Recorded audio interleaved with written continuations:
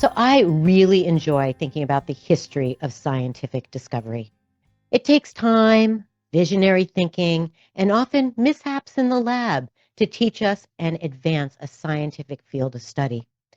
In anticipation of my guest today, I was thinking about the timeline for the science of reproductive endocrinology and infertility. The advances have been absolutely remarkable, and the science continues to evolve. So I just felt compelled to highlight some of the times that kind of big things happened in the world of infertility. So in 1677, so we're going way back, Antoine van Leeuwenhoek, and I'm sure I've adulterated his name, discovered sperm under a microscope, marking a key early step in understanding reproduction. It was then in the mid 1800s that scientists discovered that pregnancy actually resulted from the combination of sperm and egg. In 1944, in the US, researchers claimed the first evidence of human egg fertilization in a lab dish or in vitro. And from that point on, it feels like almost every decade, something new comes into the understanding of assisted reproductive technology, or ART. 1950s, IVF research on animals was conducted. 1960s, the first fertility drugs like clomiphene was discovered. 1978, the world's first baby conceived via in vitro fertilization, or IVF, was born in England, which of course was, a major milestone in the field. And more recently, the role of genetic evaluations prior to implantation has helped couples identify and avoid embryos with significant abnormalities. And there is no doubt there are more discoveries to come. Welcome to Gyno Curious. I'm your host and creator, Dr. Amy Novat. From both sides of the speculum, we're here to investigate what it means to be a healer and to be healed. Please write to radiofreerhinecliff.org if you have any questions or concerns. And to learn more about my clinical work, go to dramynovat.com. And please, while you're listening right now, go to your phones or to your computers and please follow the show, share the show, because this is what helps me and Radio Free Rhinecliff keep this show going. And quite frankly, all the programs on Radio Free Rhinecliff. So do it now while you are holding on to your devices. All righty. So today we are diving into fertility through the lens of acupuncture, an ancient practice that finds a place alongside some of the most advanced fertility technologies. My guest today is Kirsten Karchmer, an acupuncturist who specializes in reproductive health and fertility support. She additionally describes herself as a health tech pioneer, author, and troublemaker. Welcome, Kirsten. So nice to have you. Thank you. That was such a great intro. And, just most recently, too, we've made egg cells from skin cells this week. Oh my gosh. Yeah. So it's Okay, really, really huge. you have to tell us a little bit about that right now. So, who's doing this research? I don't know. Literally, I think I might have read the highlight yesterday or today, and I haven't had a chance to look more deeply at it. It came up in Okay. my news feed twice in the last 2 days, and just it's been lots of things going on. So I Wow. haven't had time to really Wow. look at it. So it's pretty exciting. I mean, it's the polar opposite of the work that I'm doing, but still really exciting, like what we're learning, what's possible, right? I think that AI actually is helping a lot of this research accelerate because you can do so much research so much faster with the help of an algorithm or with a language model. Yeah. So, I'm going to go to a question I was going to hold off until later, but it just feels really important to dovetail. So, AI is, the newest of new, right? Hmm. And how has it been for you as an acupuncturist, a study, a form of medicine that dates back centuries? How has it been for you to dovetail, to join together this kind of advancement, these technologies with this ancient wisdom? I want to hear kind of from your perspective and then how it's been for those who are in, the clinical practices of allopathic medicine, how they've embraced acupuncture in this science as well. Yes. Okay. So there's a lot of questions there. Let me try and Yes. unpack it a little bit. So, yeah, not even centuries Chinese medicine. We're talking 3,000 years is when the first texts on reproductive acupuncture were published. The history, I think that you like history, is very interesting because essentially you had an emperor who really wanted to have a lot of sons, right? Because that's the Mm. whole job. And so the most important job during that time was to be a royal doctor. And what Mm. it meant to be a royal doctor meant to be a reproductive acupuncturist. So each of his wives had a personal royal doctor who came every day, took her pulse, looked at her tongue, and determined what's going to happen today. What does she need to eat? How does she need to move? How much does she need to sleep? Basically, biohacking. But she had a private doctor doing that. And that's what a good reproductive acupuncturist should do, right? I'm not in practice anymore. I had to give up my license to do what I'm doing because in Texas, the Texas State Medical Board, you have to be in practice 20 hours a week to keep your license. Oh, And okay. I'm full AI now. So now, they say in Chinese medicine, the good doctor treats the patient, the great doctor treats society, but the master can make herself obsolete. Ha!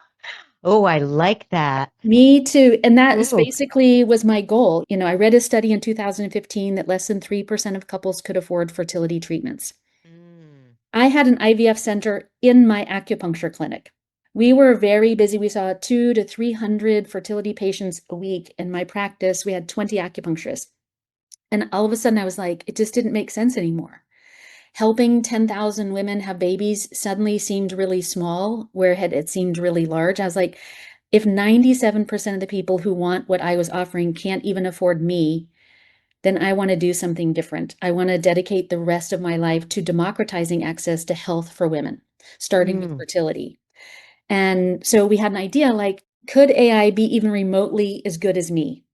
I was the first reproductive acupuncturist in North America, pretty good at what I did. And so we ran a pilot. We had 105 women just coming to the clinic to see me for acupuncture for 4 months. We had 105 infertile women just use the app for 4 months, no human interaction. Well, on the day that they finished the regression analysis, my data scientist came in. He seemed kind of sheepish and he's like, and I said, oh man, shit, it didn't work. And he goes, oh no, it worked. And Wow. the AI is called Kai, Kirsten AI, right? And I said, she is Kai, did she get close to me? And he's like, no. And I was like, oh man. Because the goal was like, if the AI could be 50% as clinically effective as I am, then it's worth it at $15 a month, like practically free. It might not be perfect, but it'd at least give people something to do. And I said, so did she get close to me? He said, no. And I said, oh man, how bad was it? He goes, no, no, you got close to her. Oh, right on. She beat you. And I was like, I just made myself obsolete. Wow. So tell us more about this technology, and this is an app that people have access to now, and tell us more.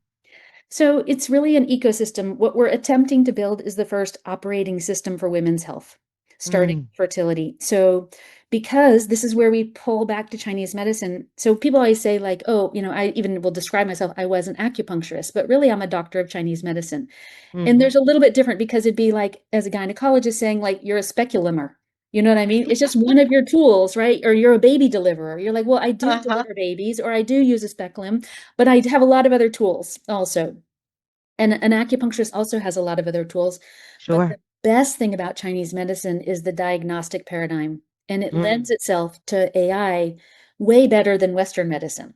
So many things, better and worse in different categories. But for this particular one, because first of all, if Chinese medicine evolved from 3,000 years ago, we didn't have labs, we didn't have surgeries, we didn't have any investigation. We had to rely 100% on user collected data.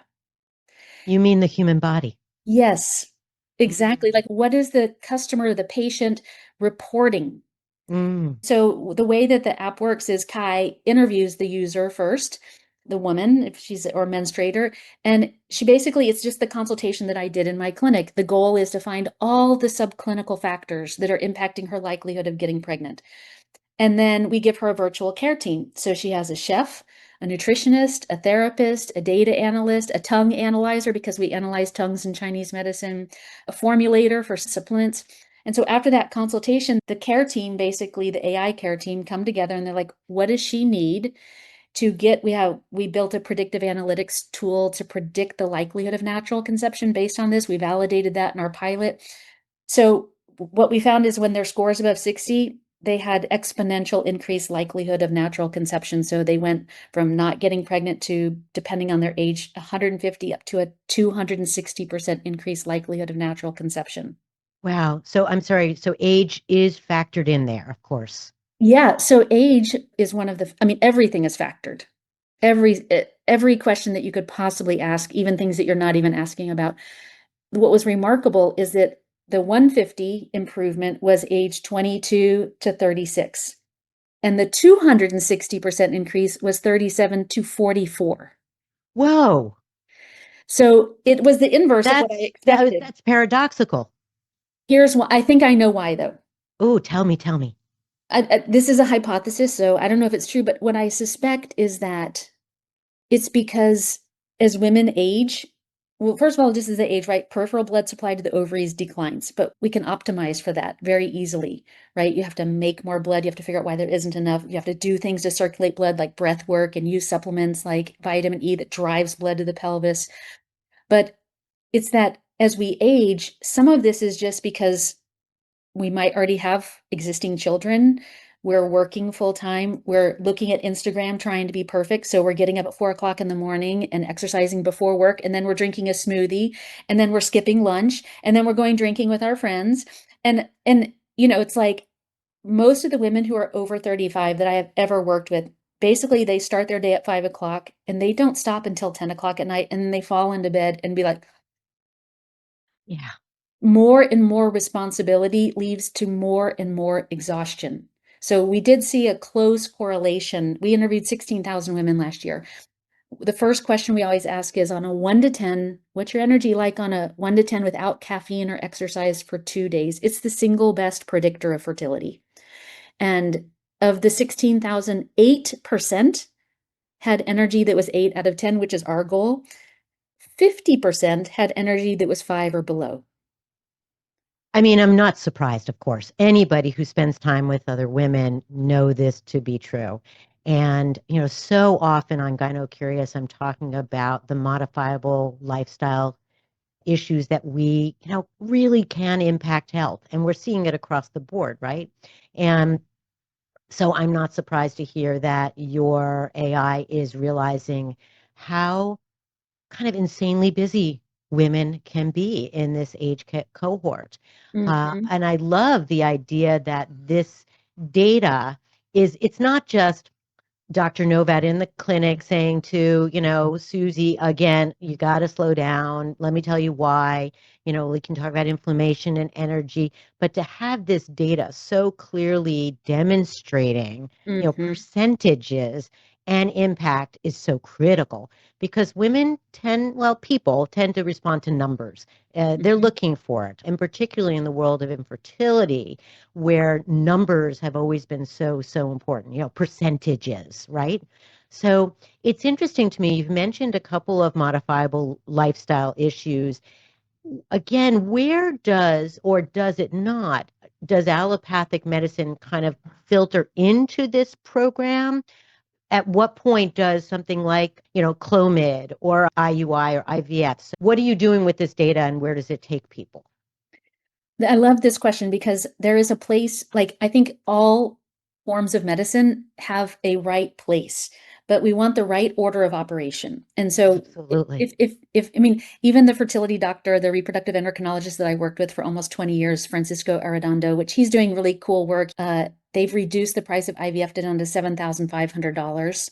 And and they are getting 50% success rates. So really high success rates, really impressive. That's a whole stuff. You should have him on your show because he's quite a character. But I remember the first day that we met, he's very charismatic and he's got a thick Spanish accent. And he's like, Kirsten, I think that you think that I'm the adjunct therapy, meaning he thought that like the Right. primary care should be conceivable and he should be when it doesn't work. And I was like, that's exactly what I think, actually.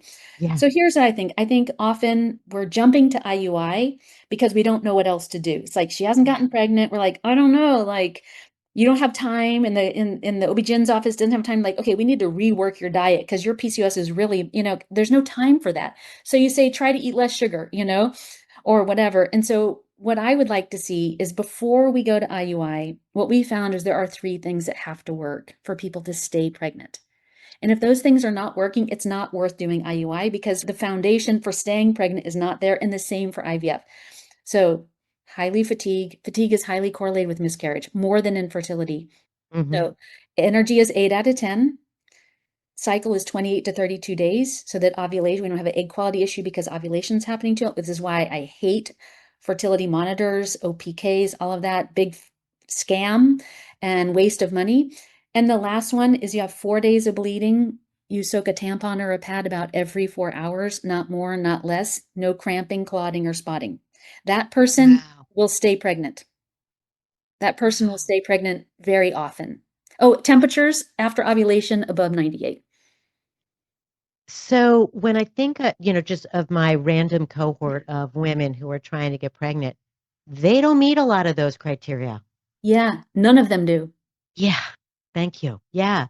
So again, part of what Conceivable is helping us understand is just how, in a way, these four criteria can be managed. Yes, And that again, without having to go, the extra mile or the extra miles of all this assisted reproductive technology, let's just get the body in a more toned state. working. Let's just figure out kind of, it takes you back to, menstruation. Let's just start with the simple status of your hormones, how you're menstruating, how you're experiencing your day to day, and start with that. And I'm not Mhm. suggesting that's just simple for all of us. No, no, no. If it were, everybody would be meeting these four criteria from the moment they walk in. Part of what you're pointing out is again the disruptors in our life that create some of the disruption to these four criteria.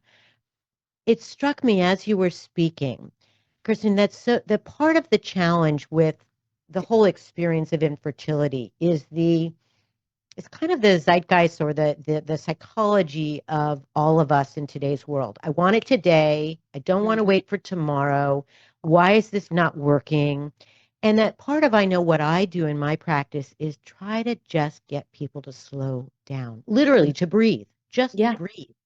Because one, time is part of healing, but it's not part of the psychology of folks in this country. How do you see conceivable? How do you see helping people slow down? Because that's part of what's going to help those four criteria you were just mentioning, right? It absolutely, I mean, what I always say, like, I just want to wear a shirt. I always say I want a t-shirt for everything that I think about, and I want a t-shirt that just says it's all connected. Mm. Because every single day somebody asks me a question, I just want to be like, it's all connected. It's just all Yeah. connected. It's all connected. It's all if you can't make energy, you will not have enough resources to make a human. You have to Mm. make a human. It's not like you blink and a human just grows. You have to build it out of something, And so it's like having your pantry empty and you're like, but I'm so hungry. You're like, well, dang, there's nothing in there. That's what exhaustion is. And so what I hope to answer your question, what I hope happens is that, if we look at Simon Sinek's like start with why, when especially for people who are trying to get pregnant, they're a little more incentivized than anybody else to make these Mm. changes. So it's why we started with infertility. I mean, that was my area, but really, the good thing about it being an operating system is that that node of infertility, that software back end, that care team will travel with her across her entire reproductive journey, starting with age 7. Wow. So she'll have that same team, that same therapist, and they'll age with her. So I'll be like 10 years old in that version, and I'll be in my 20s when they're in their 20s. So all the care team will age with them even. So that think about like if you started using it when you were 7 years old before you had your first period, because we feel like as an OB-GYN, we feel like there is a real paucity of education for young early menstruators. Absolutely. How can we have women elevating themselves in society when we don't even give them the basic tools of understanding of their body? I mean, I have a big TikTok on periods and I do a live show, and often they're asking questions like, I want to use a tampon, but I don't have any idea where to put it. I was What's like, the name there's of that show? Tell us, tell us. oh, it's on TikTok, so it's a live show on TikTok, and Okay. the TikTok is your the period expert. Okay, And then I great, have one for fertility to your fertility expert. great. And that's where I'm live a lot more right now because that's just where I'm focused on. Yeah. So, But I the love this. So you're basically giving girls a tool that, I mean, they're going to be so facile with this AI tool, and app, of course, in ways that you and I, or certainly me, I would never have been. And to just have that teacher, that team, kind like of that sister. loving, yeah, exactly, that loving clinical team grow with you and help you. And to be able to also, when I think about something like endometriosis or heavy, painful periods, I mean, you and I both know girls suffer silently for years.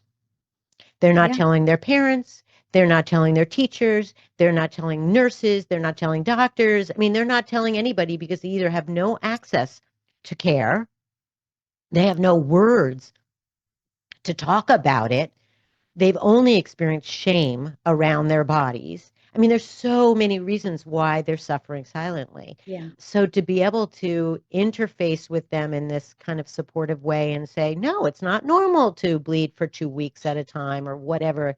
Oh, this is so brilliant.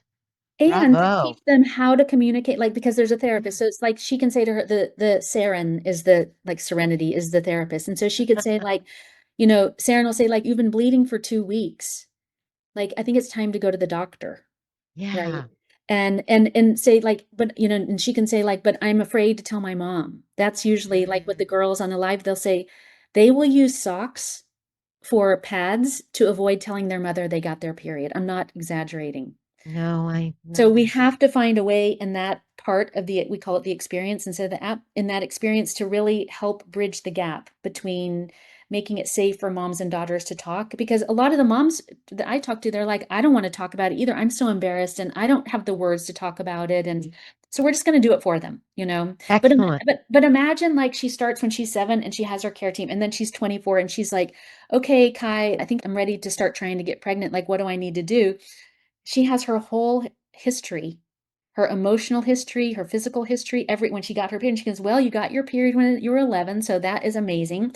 You had a little, like, few months of, bumping up, but now we've been working on your period. It's solid. You don't need to do anything. You're ready to get pregnant.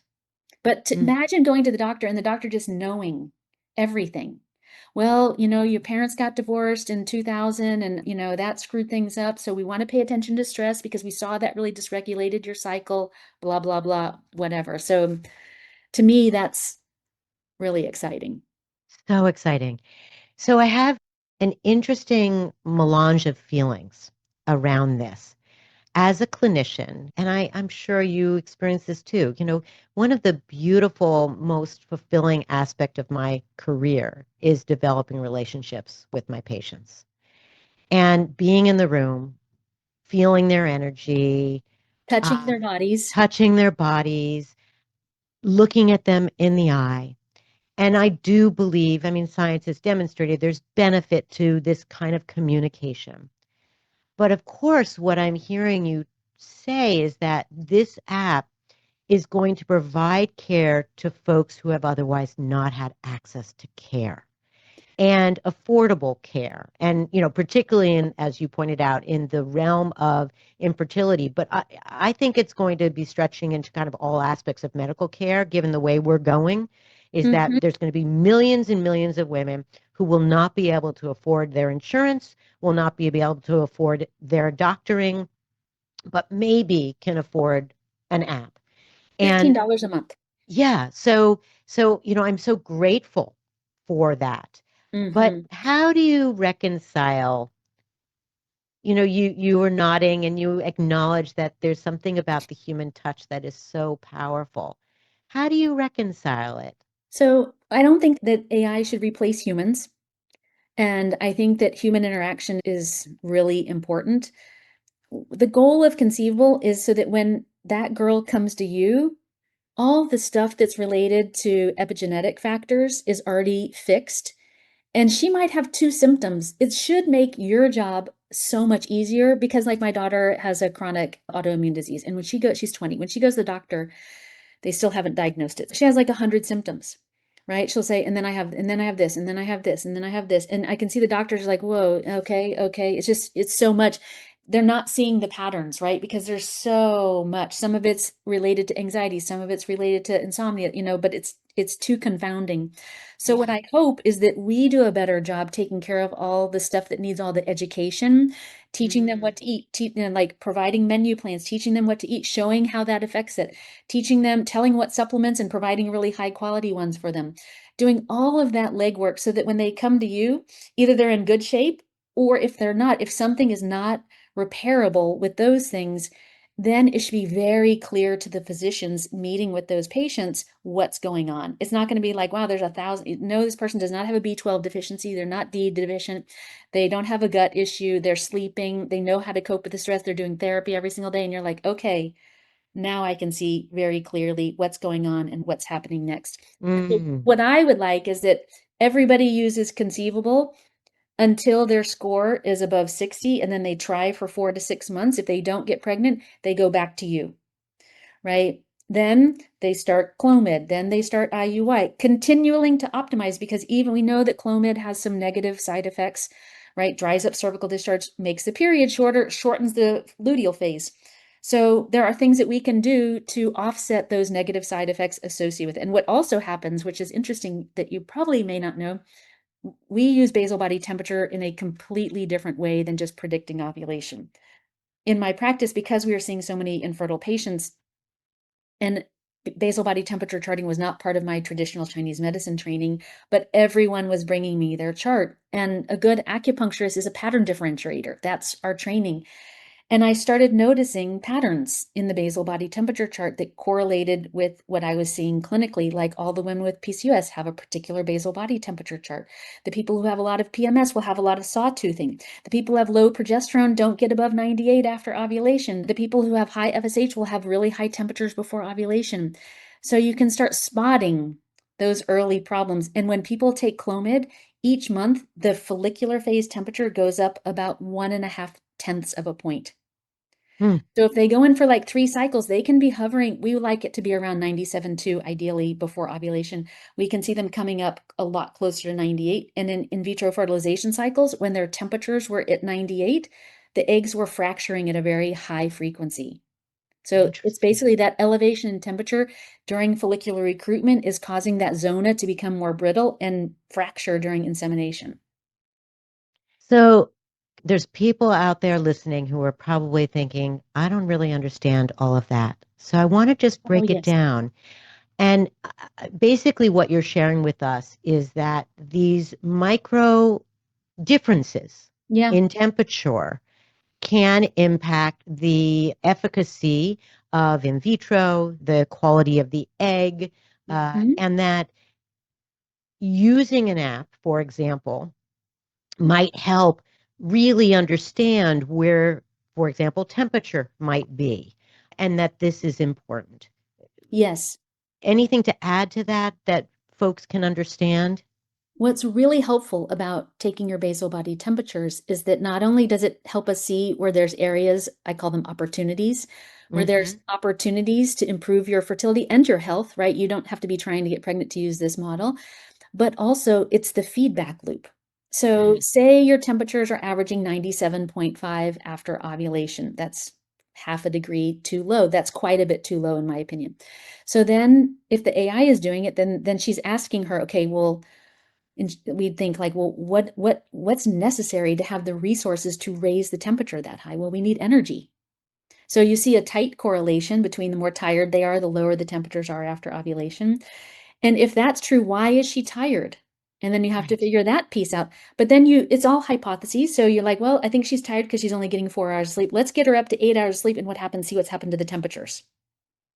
So Yeah. either that does it or we go to the next stage. Okay, let's view what else would be causing that to be true. But I love this. This is granular in a way that so many folks can't be in an office setting. You're right, that clinicians are overwhelmed with EMR, with, checking boxes whether people are wearing seatbelts, even though everyone wears seatbelts. The time spent in offices these days are so inefficient and rushed. And so often folks don't get to ask these kind of granular questions. So I think this is remarkable that this gets to happen. My second question was going to be why you include troublemaker in your description, but I now know it's fantastic. You are disrupting things, and that's great. That's great. I like to break things. And just, the reality is that we can't stand by and allow the people who can't afford resources to just be shit out of luck. I just can't do that. You know what I mean? And so it's like, well, we can't ask our doctors to work for any less than they're working or any more than they're already working. You guys are so overwhelmed. And I didn't want a bunch more acupuncture clinics, and that's not scalable at an affordable price either. And so this idea of like building something that so many people told me was completely impossible 6 years ago, it's been fun. It's interesting because even my team, they'll be like, whoa, that's too big. We're building some face scan technology. So each day you do a little update and we have a wearable ring, but some people aren't going to be able to afford that, even though it's priced pretty well. Still, it's going to be cost prohibitive for some people. So we're going to build this face scan technology that in the morning, when you would take your basal body temperature, you're just going to hold your phone up and it's going to, and then you're going to answer some questions like, what was your energy yesterday? How many hours of sleep did you get? And just tell me about your day so she can see, oh, this is really screwed up, whatever. And then during that, we can analyze her voice for sentiment, and we can analyze her face for body composition, VO2 max, HRV, and blood pressure. And we'll use that to predict adverse birth events, which I'm really fucking excited about. Wow. I am postmenopausal, so I Me am too. not having any more babies.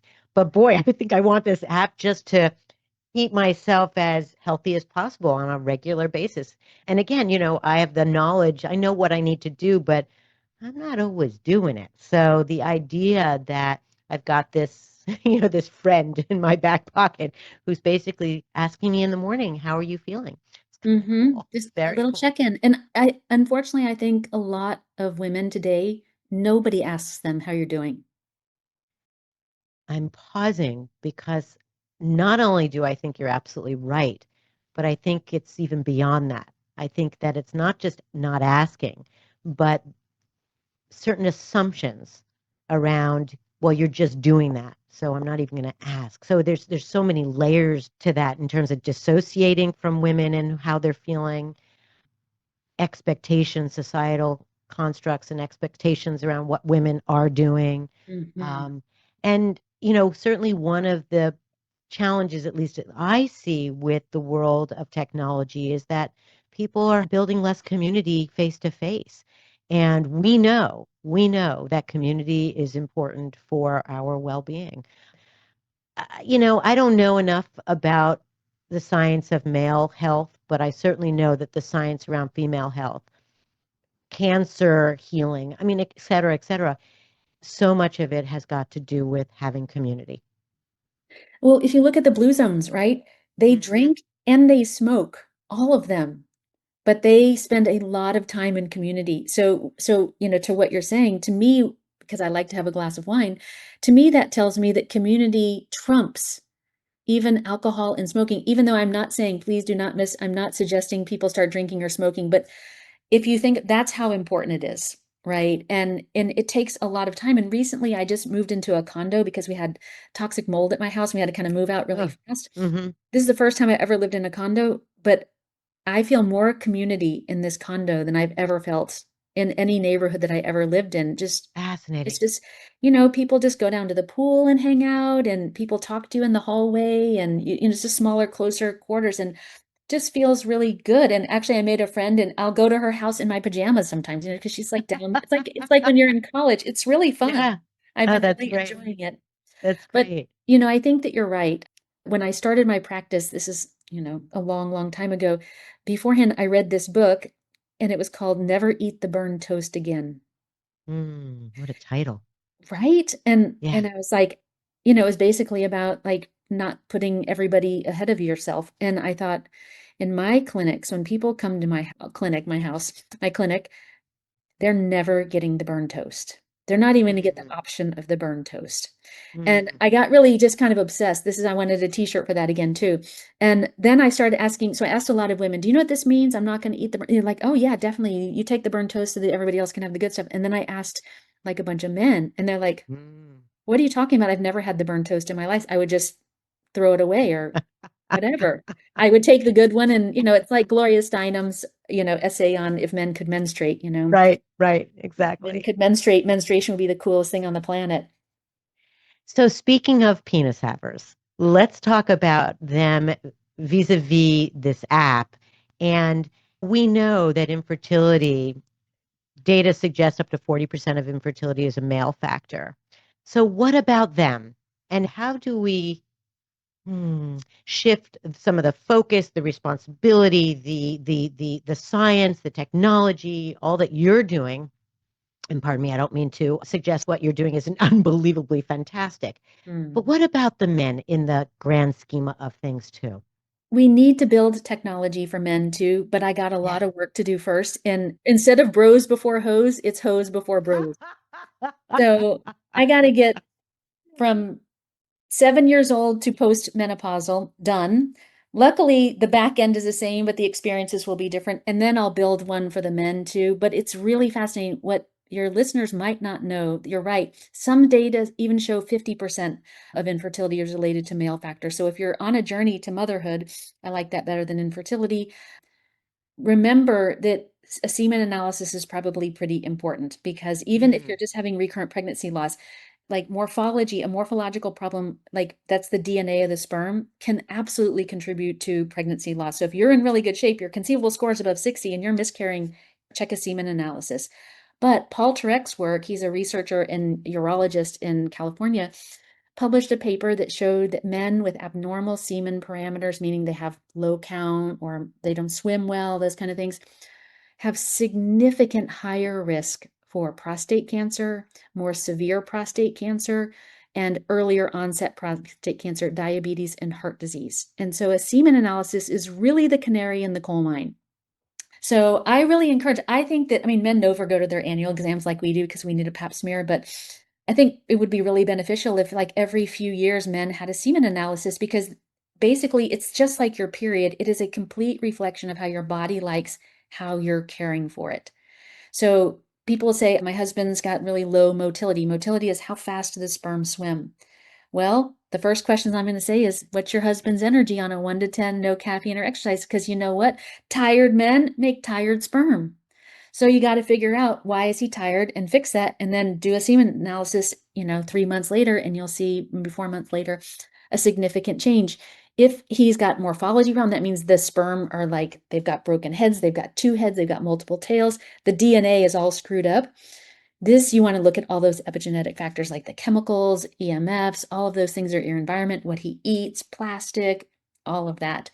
The thing is that unfortunately, sperm is a lot easier to fix than our yeah. whole fantastic, system that we have. They're just, my mentor always says, she's like, men are very simple. She goes, they're like that little wooden block that holds the door open. And I thought that was really funny. She's like 90 years old. And coming from her, I was like, that's the funniest thing I've heard in my whole life. Oh my gosh, may I repeat that one? Oh, please, please. That was fantastic. Well, of course, I'm already like jumping ahead in my mind around all of the fascinating data that conceivable will generate when it's looking at both penis havers and vulva havers because it's going to be different. We know it's going to be different, right? Just everything from the integration of how emotionally people are in their day to day to their diets, to their exercise, to all of these things and how they contribute not only to the capacity to have children, but just in their lives. Yeah. Yeah. I was thinking as you were describing this how the world of childbearing, it's such a rich space with science, ethics, emotion. And I guess I'm wondering about the cultural background of how the app comes into play. Let me speak a little bit more about that. So part of what you've shared with us is that this is an opportunity to make understanding one's body more accessible to folks. It's also an app that's going to generate data so that when you interface finally with your doctor, that data will be organized and straight, just easier to use, and hopefully your visits with doctors will be more efficient. There's a cultural influence in healing. And people look at their bodies in different ways based on where they come from. It's not just the epigenetics, but it's also kind of where they are here and now in terms Mhm. of time and space and religion and economy, etc. Was that part of the creation? Was that considered? Because when you're speaking to a woman who might be an Orthodox Jew or Muslim or Christian Scientist, those backgrounds are important, Mhm. particularly when it comes to childbearing And sex, and sex. right? Because there's a Indeed. lot of taboos. Yeah. So I have a master's degree in cultural linguistics. So culture is Aha. very important to me. Yeah. It was not a priority in this first version. Yeah. There were just, we just have so much money. The best cultural thing that I can support right now is that if, you have a chef, right? And if you don't tell her, she will make mostly like Western style food recipes for you. But you can absolutely, like, if you're in Africa, right? And we're recommending like Mediterranean type food, you're like, well, where am I going to get bulgur and parsley in Africa? So you can just tell your chef, like, hey, I live in Mozambique and, I want foods that are consistent and I'm a Muslim and this is the kind of food that, then she can absolutely handle that. It's a bigger undertaking from the AI point of view. Like, so right now, the technology is many different AIs running it. And in the new build that we're working on, so we're completely rebuilding the app to a unified AI. And that Mm, unified A is how it will know everything about whatever you share with it over time. It won't have to move between, oh, now I'm talking about fertility, now I'm talking about pregnancy. It will be able to see, like, oh, you touched this and you did this, you're pregnant, change the experience, and now here's the content that you're going to get, and here's the benefit that we're going to monitor and make sure you don't have an adverse birth event and that kind of stuff. I can only applaud you just thinking about all the variables that make us individuals and how that individuality impacts how we heal, how we see our bodies, how we are in the bedroom, how we think about motherhood. It's so Labor and nuanced. delivery. Labor and delivery, etc. So, pardon me for going to the place of culture, but when I think about healing people, I think about of course, where they're coming from because it impacts how they hear me, how they It, experience what I recommend.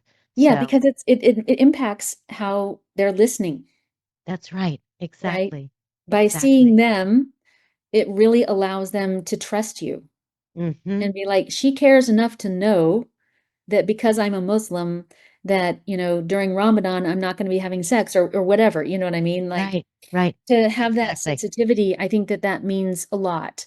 And especially in a political climate right now where everything is being whitewashed like crazy.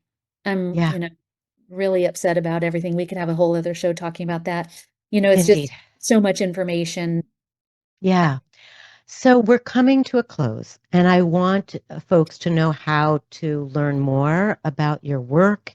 What is the best way for people to stay in touch with where Conceivable's at and just to know more about you and your troublemaking?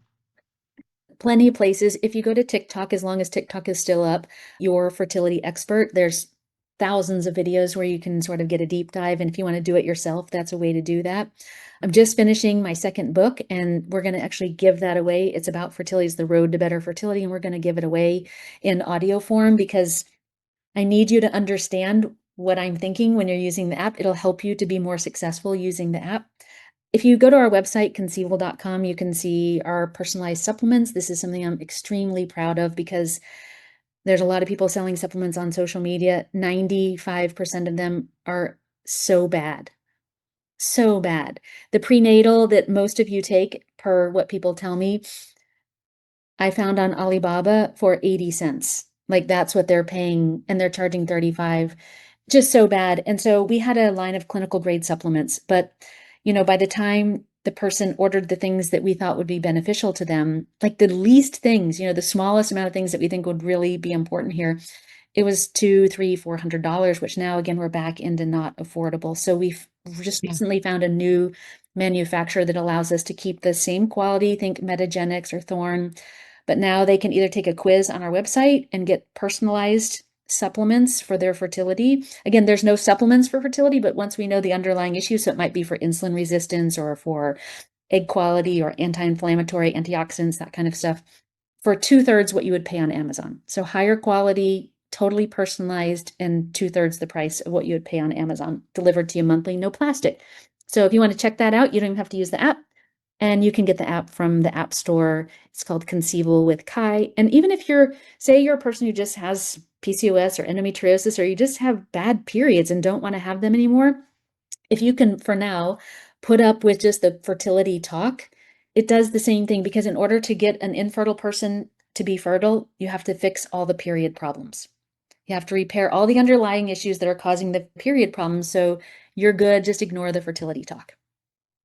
Well, I would suggest that I might say it a different way, that fertility isn't just about conceiving children, that it's Mm. about the fertility of our body, the richness and capacity of our cells to create health. So, just a thought. Amy, you just made me cry a little bit. I Oh, love that it's about the fertility of our body. I mean, as we were switching after we had already named, starting with fertility, I was like, but conceivable means it's possible. yes. It's Yes. possibility, right? Yeah. Yeah. Mm. So, my last question for you, please, is when you are not doing the work that you're doing, what do you do for pleasure? For Plant. you, I love plants. I'll plants. even show you, like even on my little desk,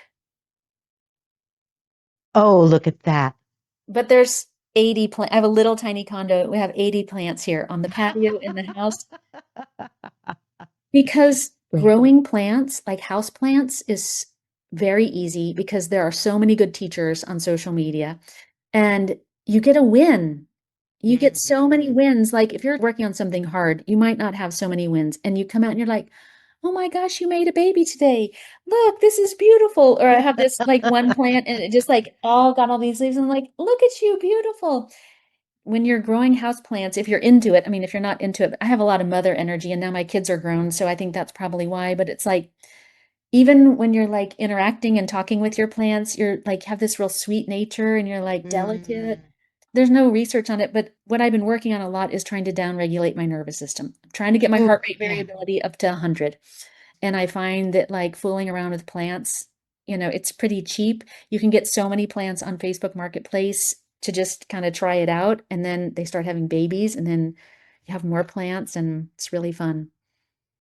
What do you May do? you have, what do I do? No one has ever asked me that question. That's Rude. interesting. I get to be the best guest then. There you are. Absolutely. For today. Oh, let's see. What do I do? I go out in nature. I take Mhm. walks and I spend time with my dog. So walking with my dog outside, that's my pleasure point amongst many other things, but that gives me true joy. Mm. Yeah. Love Yeah. that. Thank you, thank you, thank you for joining me today. I'm so pleased. And I have to tell you, I have 8 pages of questions. I never once looked down. So thank you for such a stimulating conversation and so much to think about, and for what you are going to give, well, women, couples, people who menstruate. I'm so excited for you. Oh. So excited for you and for all of us, actually. So, everyone, I am speaking to Kirsten Karchmar, and I want you to look her up, please. I also want to thank Jen Hammoud and Matty Rosenberg for making this podcast possible, as my engineers, my producers, and to David Hoffman, who edits the shows, and to the Epicurean, this delightful, wonderful, delicious store in the back of which we are Radio Free Rhiniecliff, and to thank all of you who are listening. Please, again, if you have a moment, follow us, share the show. It really helps. And please stay well. Listen to your instincts and intuitions. They are the greatest of teachers, not to be ignored. And please stay curious about all of it. Amen, sister. That's great.